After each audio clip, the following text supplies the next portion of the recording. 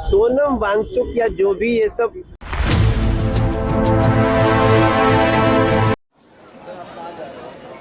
Hello friends, welcome back to my YouTube channel Indo Global Watch. दोस्तों, आज 21वां दिन हो गया है। जंतर मंतर पे जो प्रोटेस्ट चल रहा था उसमें से 20वें दिन एक घटना घटती है। वो घटना ये घटती है कि जो भारतीय जनता पार्टी, यूँ कहें कि हमारे देश भारत की जो खुद को लोकतंत्र की सबसे बड़ी पार्टी कहती है, वो आती है और वो भी सादे ड्रेस में, सिविल ड्रेस में आती है, एक डॉक्टर की वेशभूषा में, और सोनम वांगचुक जी को उठा के लेके जाती है। उसका वीडियो मैं लगाऊंगा, आप देखिएगा। उन्हें वाइट कपड़े से ढक के ले जाती है जिससे उनका कोई रिएक्शन नहीं आए।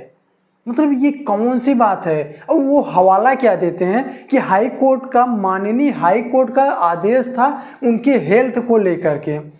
अरे साहब, ये गजब के आप टोपीबाज आदमी निकले। अरे आपको हेल्थ की ही चिंता थी तो एक अच्छे डॉक्टर को लाके वहाँ पे भी दिखवा सकते थे। आप वहाँ पे भी उनके लिए अच्छी फैसिलिटी दे सकते थे। आप कम से कम एक डेलीगेशन भेज के उनकी बातें सुन सकते थे। लेकिन वो नहीं हुआ आपसे, वो आपसे नहीं होगा क्योंकि आपके बस में नहीं है ना। आप एक मंत्री का इस्तीफा नहीं दे सकते। एक इंसान जो कि गंगा की सफाई के लिए अपनी जान को दांव पे लगाता है, अंततः वो मर जाता है। हमारे देश के यशस्वी प्रधानमंत्री, non biological person in the whole world, इनको तब तक नहीं पता चलता जब तक वो इंसान मर नहीं जाता। आप लोग समझ गए होंगे मैं किसकी बात कर रहा हूँ। और जिस दिन वो उसका देहांत होता है, ये हमारे प्रधानमंत्री जी निकल के तब आते हैं, ट्वीट करते हैं कि नहीं, मुझे इस बात का खेद है। अरे क्या खेद है? आपको मन की बात से पहले फुर्सत नहीं होती? एक इंसान को बचाने के लिए वो क्या इतना क्या अच्छा कर दिया। नीट का पेपर लीक हुआ, हर एक स्टूडेंट के भविष्य के साथ खेला जा रहा है, पर आपको क्या लग रहा है? क्योंकि जो पानी है उससे मैं गैस बना देता हूँ। यार गजब का साइंटिस्ट है। इसे साइंटिस्ट कहे या टोपीबाज आदमी कहे। एक साइंटिस्ट वहाँ पे बैठा हुआ है जिसको दुनिया मानती है, जो रेमन मैग्सेसे अवार्ड प्राप्त कर चुका है, जिसके बारे में दुनिया को पता है, जिसकी खबर को दुनिया, अपने दुनिया के जो न्यूज़पेपर है, चाहे जिसकी हम बात कर लें, वॉशिंगटन पोस्ट की बात कर ले, डॉन की बात कर ले, या किसी की बात कर ले, रॉयटर्स की बात करें, हर अखबार में हेडलाइंस बना हुआ है।